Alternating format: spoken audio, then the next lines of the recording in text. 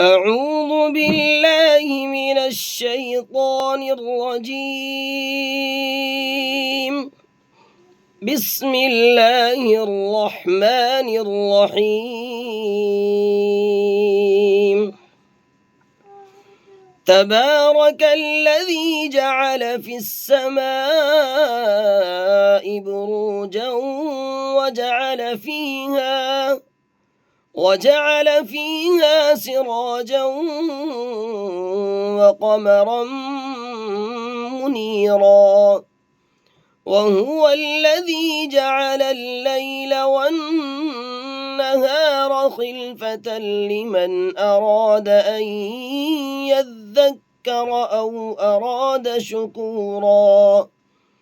وعباد الرحمن الذين يمشون على الأرض هونا وإذا خاطبهم الجاهلون قالوا سلاما.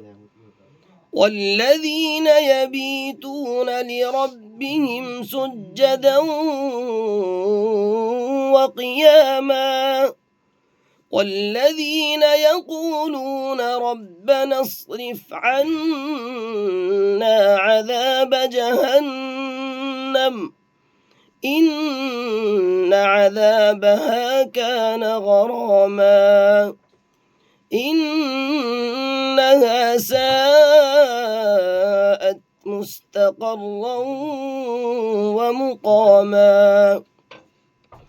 والذين إذا أنفقوا لم يسرفوا ولم يقتروا وكان بين ذلك قواما. والذين لا يدعون مع الله إلها آخر ولا يقتلون النفس التي حرم الله إلا بالحق ولا يزنون، ومن يفعل ذلك يلقى أثاما. صدق الله العظيم.